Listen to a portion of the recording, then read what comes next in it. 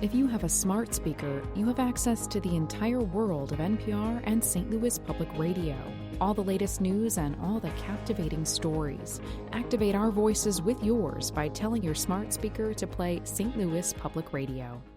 Hello and welcome to this week's edition of the Politically Speaking podcast. I'm your host, as always, Chris McDaniel, a reporter with St. Louis Public Radio. Joining me in studio today is Jason Rosenbaum of the St. Louis Beacon. Joe Manis of the St. Louis Beacon. And former Speaker of the House, Steve Tilley. This is a bit of a different guest on our show because this is the first time we've had a guest who... Breaking new ground. Breaking new ground. So I'm the first has-been, huh?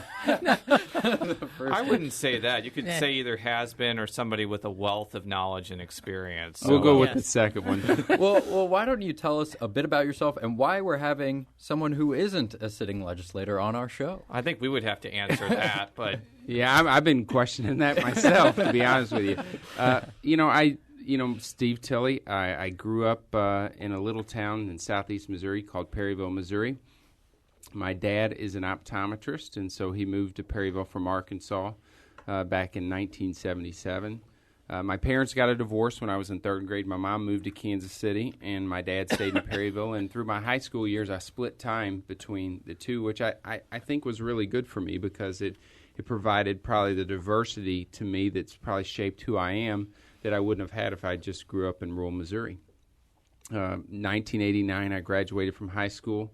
I went to college at Southeast Missouri State University and got my Bachelor of Science degree there. And I was a cook. I got married in college, had a kid, and I was a cook to try and make ends meet. And I realized that, you know what, maybe I need to find a better profession. What was your best dish as a cook? I worked at Red Lobster, so I love the salmon. So, and I to this day still love it. But, I think it was a great motivating circumstance for me because when you work every weekend and you work over a grill and a fryer and you're making $6 an hour, you become to appreciate the people that do that, and two, it was a big motivating factor that, you know what, I probably need to make better grades and try and go a different route, which is what I ended up doing. I went was fortunate enough to get accepted to University of Missouri St. Louis School of Optometry. Graduated from there in 1998 and went back to practice with my father back in 1998. And then when did you get in the legislature? I got elected in 2004. It was kind of an interesting process. In 2002, Kevin Engler decided to run for the House. The new district was recently drawn, which included Farmington and Perryville. He was from Farmington, 40 miles away is Perryville. He didn't know hardly anyone in Perryville. He called me and said, Steve, I'd like you to be my campaign treasurer and kind of be my spokesperson in that area. I did. He got elected. About 8 months after he's elected, he was like, I'm thinking about running for the 3rd Senatorial District. What do you think? Well, the 3rd Senatorial District is a 41% Republican district back in 2001 or 2002, 2003. And he asked me what I thought. I was like, you can't win, so I'd stay in the House. So he, like normal, he disagreed with me and did what he was going to do anyway. But once he made his decision, he's like, Steve, I don't know if you've ever thought about this, but you ought to consider running for the House. And up until that point in time, I was the kind of guy that put up, yard signs or went to events or maybe walked in a parade, but I never really considered myself as a candidate. And sat down with my dad and my family and said, what do you think? And they all said, well, if it's something you want to do, you ought to do it. And so I ran and got elected. You actually beat current Senator Gary Romine in a Republican primary. That's a little factoid or fact for Missouri political junkies. Yeah, thanks a lot. I'm a lobbyist that has to deal with Gary. You just brought that up. I appreciate that, Jason. No, actually, it's funny because he and I are really good friends. Yes. And I have nothing but the utmost respect, and I'm just honored to call him my friend. Because after the election, he came to me and said, Steve, I want to be a part of the team. I want to help in any way. He actually went to work, I think, with Kevin Engler and Bill Alter in the Senate. And that guy got elected to the Senate. He worked hard. I was glad to be a supporter of his. And he had a great first year in the Senate. And I expect bigger and better things from Senator Romine. Him and his entire family are just great people. So how are you crazy enough to decide that you wanted to not only be in the legislature, but wanted to be in Republican leadership? Well, I think it was my personality is such that I'm very driven, motivated, and I got up there and I realized there's 163 people and everybody has a say and everybody's important, but the train is kind of driven by the speaker, driven jointly with the speaker and the floor leader, Right. And I just thought to myself, if I'm going to be away from my daughters, Courtney and Corinne, and my family and my business, and what people don't see is how much less you make when you go do this, Right. especially in my situation, that I might as well try and be one of the leaders. So I can remember the summer of my freshman year when most representatives were trying to just get their bearings and trying to figure out how they're going to raise enough money to get reelected and everything. I was traveling the state. Mm-hmm. And walking in parades for people and getting to know my colleagues in the House. And, the opportunity just arose relatively quickly because Tom Dempsey got elected to the Senate in a special election. I think I was 2.5 years into my career and got fortunate, got elected a majority leader pretty quick. Mm-hmm. And then you were majority leader, I believe, from, I guess, either the beginning of 2008 up until 2010. And September 2007. Through 2000. Yes. Yeah. And then you became Speaker after 2011 after you helped, I guess, give Republicans, 17 more seats in the House. It was the largest Republican pickup at that time, I guess, in the history of the state. And it's something that, I was in District 106, and we ended up with 106. And it was, when I look back on my political career, the time I spent with HRCC, my colleagues, the staff from David Willis to Aaron Willard to Robert Nodell to Joe Lakin, just people that are really talented, great friends of mine. That night of getting to 106 was a pretty amazing experience. Mm-hmm. Now, you had a couple interesting, aside from the heavy stuff, which is the issues, but we're not totally about the issues. We're going to get to Thank that goodness. in a minute. We're going to get to that in a minute. You also had a couple interesting controversies. One, I remember particularly because you were nice enough to pick up the cell phone when I called you after you had decided to put Rush Limbaugh into the Sure, Hall I remember of Fame. that. Yeah, and then you broke the story. and because there was a rumor, and you goes, "Yeah, I'm doing that," and this is why. And then the whole incident of Cairo, Illinois, which Jason has put into posterity forever because of a video. Yeah, I teach a college class of government, and that's kind of the running joke. They YouTube that. Really? Yeah, absolutely. Yeah. Well, you want to talk about that just a little bit? You were talking about Which one you want to talk about first? Well, let's go in sequential order, and I kind of want to give some context for people. Back in 2011, I was a freelancer, and I was freelancing for the Beacon. And one of the things that I did often, and one of the things I still do often, is take videos of people at press avails. And there was a moment during this particular press avail where the former speaker, then speaker, was asked about a flooding situation that was going on with the border of southeast Missouri and Cairo, Illinois. And Rudy Keller of the Columbia Tribune just asked you directly, would you rather see Cairo flooded or Missouri farmland? Or it might have been the other way around. Because the Corps of Engineers was going to blow up the levee. And that's when the filter should have kicked in and said, Stephen, just be nice. And it actually started that way. If you look at the video, Yes. It was very measured, and it was like, well, I want to see the facts and everything. And then I just said what I thought. Yeah. And that was? And I just said, I'm a Speaker of the House of Missouri. Southeast Missouri is my home. And they, if they're going to blow a levee, my comment was I'd rather Cairo flood than Southeast Missouri. Now here's the thing. Not realizing how offensive that might be to a bunch of people that live in Cairo, Illinois. Now, it became a national story. It became a national story. Not only did it become a national story, there had to be a police officer at your door, and you actually summoned me to your office to make an apology video because, I wasn't trying to get you in super amount of trouble. I realized because that. I didn't realize it was going to blow up the way it did too. But I know we're laughing about it now, but what was kind of your takeaway from that experience? I was, like normally we do the press avails, and then I would go do my thing, run the house and everything, and at some point in time you posted the video, and then my staff, relatively quickly after that, several hours, came and was like, what happened in the press conference? What did you do? And I was like, no, I thought it went really well.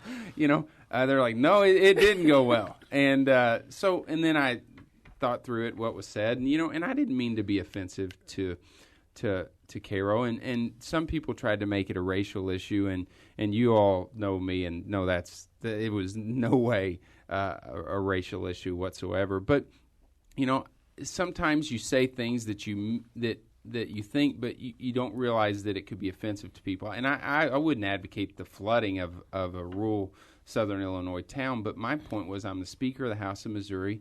There were families and a lot of people that were affected by the flooding at the Birds Point levee, and my job is to stand up for my constituents, and that's what I did. I probably could have certainly did it in a more tactful manner, and that's why I apologized. Mm-hmm. It's to this day, people see me and I live in Missouri, okay, but to this day, people are like, hey, you were right on Cairo, but.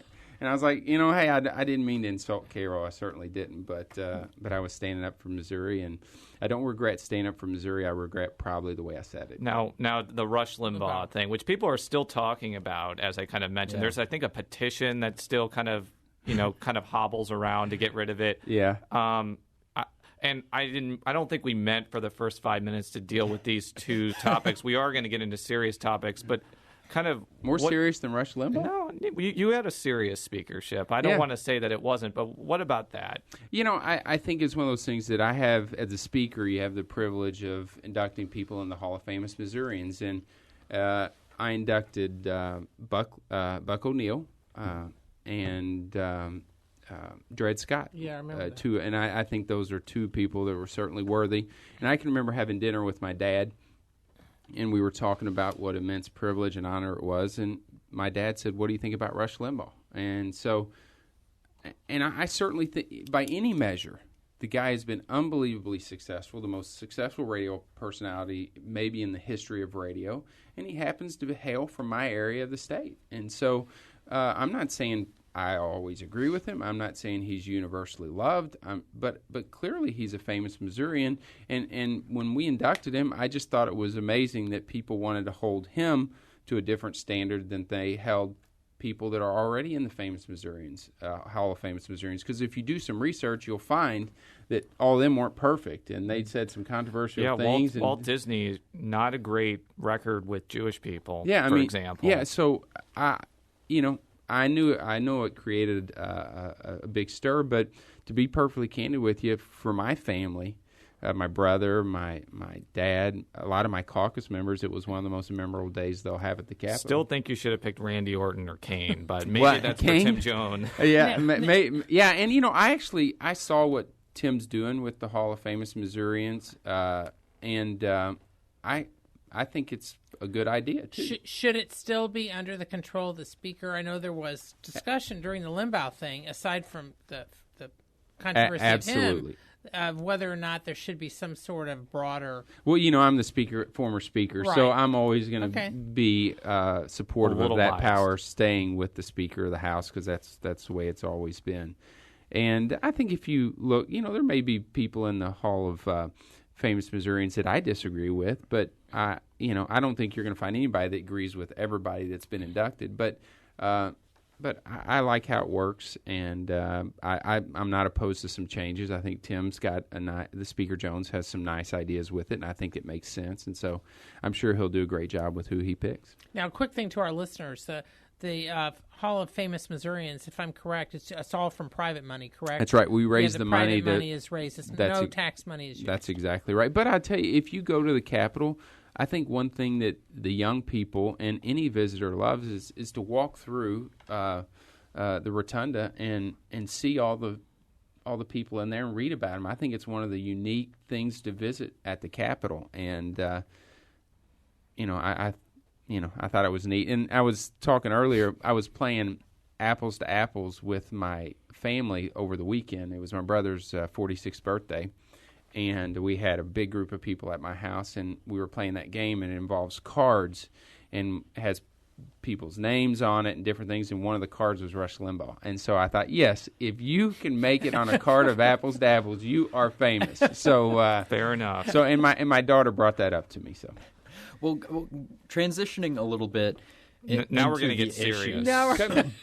Actually, I've enjoyed the first part of the conversation. Good. Just wanted to make sure. Well, we can just get a game of apples to apples going. We can just play that for the next Absolutely. 15 minutes.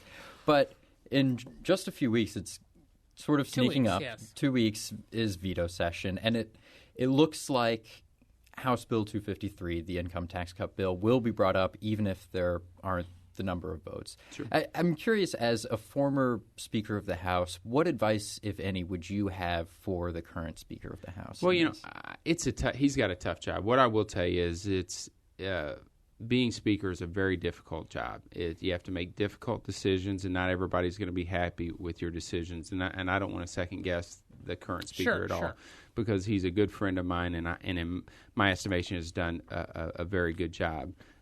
As a conservative Republican, I think the government takes too much money, okay? And so I'm supportive of the tax cut. Where his dilemma is just numbers. I mean, they've got 109 Republicans, and you need 109 to override. I don't foresee a pathway that you get really any Democrat to vote to override their Democratic governor. I mean, that happens very, very rarely. My experience with vetoes has been, if it's not pro-life or pro-gun, every once in a while, if it's pro-life or pro-gun, you can get Democrats to cross over and support. Yes. But if it's not a pro-life or a pro-gun issue, Democrats will stick with their governor as Republicans would stick with theirs as a general rule. Because I can remember having meetings in my office with bills that had 140, 150 votes trying to get enough Democrats to cross over and override, and they'd be like, no. But even though they voted for it 3 months earlier. But I'm glad you mentioned that, because I think that's been one of the difficulties of this. When we talk about the redistricting override, which happened under your speakership, there were 4 Democrats in the House that ended up bucking the governor on that and voting to override. And it seemed like that was a major reason. In fact, that was the only reason that bill got overridden, because there were only 106 Republicans. 105. And, I think that boiled down to a couple things. One, I think you guys knew through my speakership that I worked very hard to develop relationships with the minority party. And 2, redistricting is slightly a different animal, okay?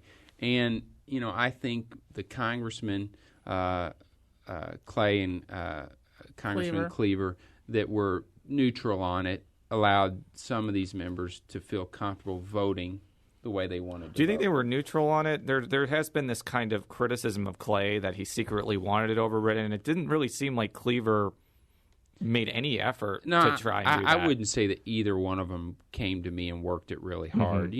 I did take their suggestions under consideration when Representative Deal, who's now the majority leader, who was the chair of redistricting, was working through everything. But I think John, as the chairman, wanted to treat everybody fairly and come up with a product that everyone could live with. And I think, the unfortunate circumstance is we lost a congressman. But I think by losing one, I think we did the very best we could, and we were able to get that overridden, and I was proud of that. Now, wasn't that, I think, the last veto override, the last successful veto override? No, there was a pro-life one. Contraception one. Well, but you were not. Sorry, you had resigned. That's right. From the House at that point. And that's why if you have an issue that's that kind of social issue, that's where I think you get Democrat crossover. Right. Besides that, you won't see much. Is that why you think that this Second Amendment Preservation Act or Gun Nullification Act has a better chance of getting overridden, because the fact that it deals with firearms, and that does kind of cut sometimes between party lines and goes along regional lines? Yeah, because I think what it does is it makes – now, there's not a lot of rural Democrats anymore because we've been successful of That's of probably winning. thanks to you partially. Yeah, we were pretty effective at that. But you do have some in the collar counties, Jefferson County, Lincoln, that really put some of the Democrat. We've got one in St. Francis County with Representative Black. So you've got some Democrats in outstate that you have a gun issue, and it makes it certainly a little more difficult for them. But, so in other words, it might be the Democrats might be more willing to cross over on That's this exactly, one. Yeah, they are more because I think they see it as, there would be some pain back home by not crossing over. Well, and by I mean pain, I mean blowback from the Second Amendment. Well, and you've got a lot of local rural school districts who are lobbying against HB 253, the tax cut bill, because they believe it could hurt them. That's right, and I think that will potentially affect the vote count on the Republican side too. But I think back to your question, I think my advice to the Speaker Jones would just be to do whatever you think is right. And, it's a tough job, and he's got tough decisions to make, and, it's a tough situation. But I don't see how the numbers I don't see how he gets to the numbers that he needs. Now, okay, going kind of backwards a little bit. When we talk about your speakership, we really don't talk really about House Democrat fighting within the House, because as you kind of alluded to, it seemed like during your tenure, the two parties got along pretty well in the House. The real kind of conflict that you had was between the Republican-controlled House and the Republican-controlled Senate. And one of the things where it came to a head was tax credits, which is still an issue that we talk about today, primarily because the special session of 2011 really didn't bear a lot of fruit. So my question for you, not necessarily to rehash everything that happened. You can look on the Beacon website and read all of that.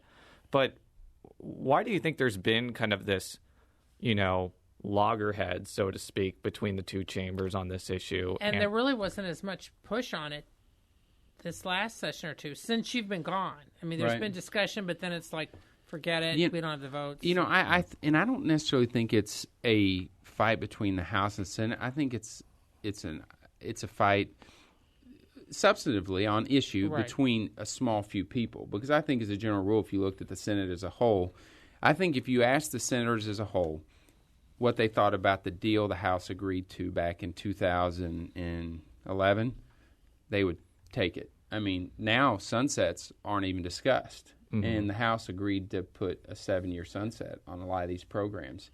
We agreed to caps that were at, or in some cases below, what the Tax Credit Review Commission recommended. So, but you had a situation for some people, it just wasn't quite far enough. And what I never understood is if you can make incremental progress towards your end goal, why not take incremental progress? Mm-hmm.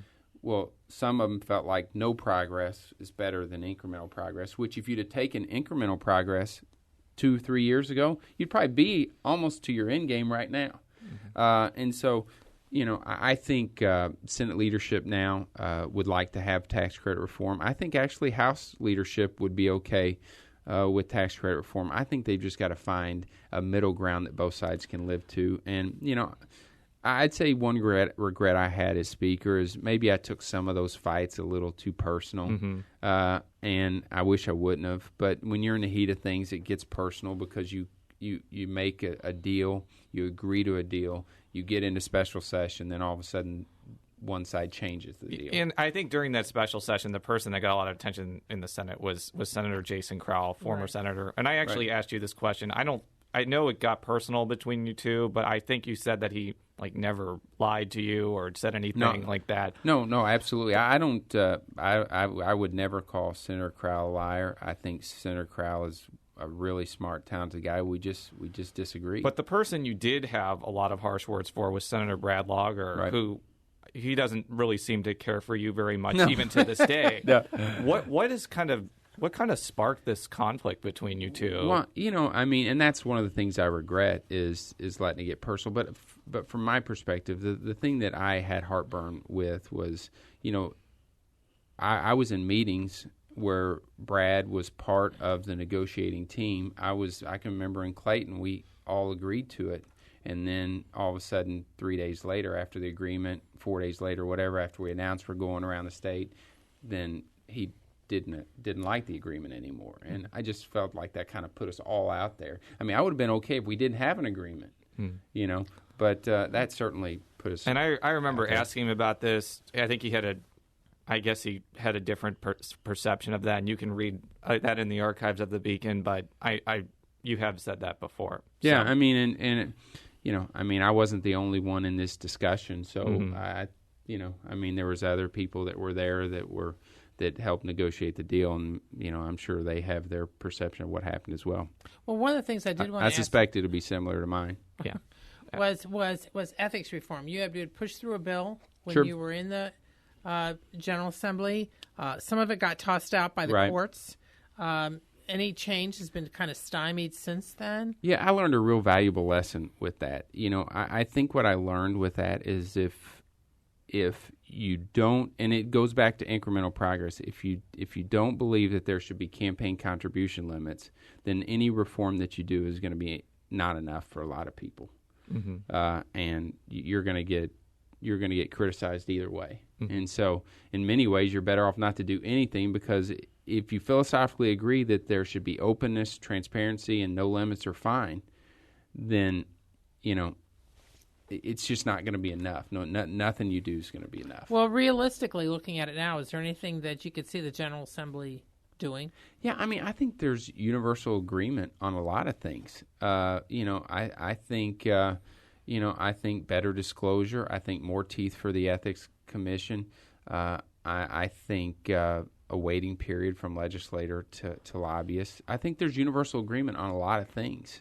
But I think the campaign contribution limits kind of stops everything. Who are you representing now as a lobbyist? It's publicly disclosed, but I work with Anheuser-Busch. I work with Fred Weber.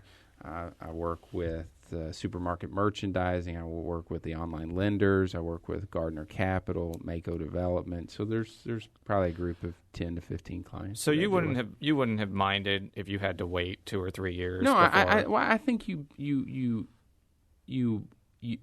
abide by the rules that are in place. Mm-hmm. If the rules were in place, I would have waited 2 years. You and I had this discussion off air that I've got a profession, this is just something I enjoy doing. I really enjoy the political process. I enjoy policy making. And so I chose to do it because I actually enjoy doing it. And, but I still see patients, every month, it works out to about a day a week. And so, I would abide by whatever rules they had. Now, one of the other, I talked with Senator Lager for a story I was doing on historic tax credits a few months ago, and one of the things that he floated as a quote-unquote ethics reform thing, and I'm not just singling you out, there are a number of people who have this situation, is that nobody should be able to have a campaign committee if they're not running for anything. And I guess I'm technically singling you out because you do have that situation. Sure. But there are other people who have that too. Former Governor Matt Blunt still has money. Wayne Good still has money. Former Speaker Steve Gaw, who hasn't run for a state office since 2000, still has $40,000. What do you kind of think of that idea? Somebody who still has a lot of leftover money. I would be okay with that. Would you just give all your money to charity at that point? I've done what I've always done with my campaign money. If you look back. And you follow me, I give a lot of it away to Republicans, and so that's what I'm continuing to do. And former Republicans. And former Republicans, that's right. And, and my friends in general. Yeah. I probably gave to Jamila when I was sitting, Senator Nasheed when I was a city. I'm not afraid to give to Democrats if they're my friends. And I believe in them. How much flack did you get over that contribution to Costa? I think a little bit. I think so, I think some caucus members were like, what's the purpose of that? And I think I told him, listen, the Attorney General has been a friend of mine. I think he's done a relatively good job. I don't agree with necessarily every decision he's made or any elected official, but I do believe that he's an honest, hardworking guy, and I was glad to be supportive of him. And I helped Democrats. I helped Penny Hubbard. The list goes. I did find it interesting they were madder at you, and you gave $7,500, and they haven't raised as much ire when Rex Singfeld gave him $300,000 or Sam Fox gave him $100,000. But in their defense, they say that you were the former Republican Speaker of the House. But also what they have to look at is they're under the impression that I only received money from Republican donors, but you all know that to be not true. Correct. I received money from unions. I received money from trial attorneys. And so those individuals could say the same thing. Why are you giving to all these Republicans when we're given to help you? But, that's what I've always done. So, and I've also given some to charity. I was fortunate enough to help a park in my district that were refurbished. And so, I would be, if that's the law of the land, I will be more than happy to abide by it. Now, do you still collect money in that? No. Okay. Now, one thing I wanted to ask you issue-wise that I think you've been involved in is this transportation tax. And I don't know how heavily involved in it you've been, or maybe you're just tangentially involved because I guess one of your clients are. Yeah, Fred Weber. But this was a really interesting issue because it did not cut across normal ideological lines. You had Republicans who supported the 1 cent sales tax. You had Democrats who supported it, and you had Democrats who opposed it, and you had Republicans that opposed it as well. Sure. I kind of wanted to just ask you, where do you kind of see that issue going in the future? Well, I think the fundamental thing, which I will tell you that Senator Kehoe has been a leader on, is we've got a crisis, I believe, in infrastructure. And when you look at economic development, You're talking about Highway 70. Yeah, or more than just Highway 70, just infrastructure in general, roads, bridges, and if you want to make Missouri the state it has the potential to be, because it's in the center of the state, it has a lot of great things going for it. It's on a river. Infrastructure is important. Workforce, education, infrastructure, that's all important. And, when you look at MoDOT funding over the past 4 years, as you look forward, it's a crisis situation. So one of the options, one of the alternatives was a sales tax to help generate money for infrastructure. And I think it made it through the Senate relatively easy early on. You had a lot of Republicans that were a little concerned with it because they looked at it as raising taxes. But the reality is every year we pass enabling legislation which enables cities and counties to put before the voters and let the voters decide whether they want to fund something. And there were some Democrats who thought it was too regressive toward the poor and the senior citizens as well. Sure. But that was that wasn't, I guess, the main people who were speaking out against the bill. My sense was we were having more problems with Republicans convincing them that it wasn't a tax increase, because the reality is you're letting the voters decide whether they think funding for transportation should be done by this or not. Now, I would tell you one idea for transportation is not to raise taxes, just to make it a priority within your general revenue budget and fund it. Mm-hmm. If you don't want to raise taxes, but you think transportation should be a priority, well, then find the money within your general revenue budget to do it. But the proposal that was on the table was the transportation tax, and eventually it made it through the House and then got to the Senate, and you had a few senators that had some heartburn with it from the tax issue, and I totally respect their opinion. Do you still think there'll be an initiative petition on this? I don't know. It's an expensive process to go through an initiative petition process, and it's also, even if it would have passed the General Assembly, been an expensive process to get it passed on the ballot. I think all options should be open, and I just think long-term Missouri has to find a solution, whatever that solution may be, to making sure we can invest and have safe and sound roads. I think that should just about do it for us this week. Thank you for joining us. You can read all of my stories at stlpublicradio.org. You can read all of Joe and Jason's stories at stlbeacon.org. You can follow me on Twitter at @CSMcDaniel. You can follow Jason on Twitter at @JRosenbaum. You can follow Joe on Twitter at @JMannis. That's JMannies. And you can... Do you have a Twitter? Yeah, at Team Tilley, and I think my daughter is the only one that follows it right now. So she enjoys that. I think all your tweets are about playing apples to apples. So I don't think people are following us much anymore.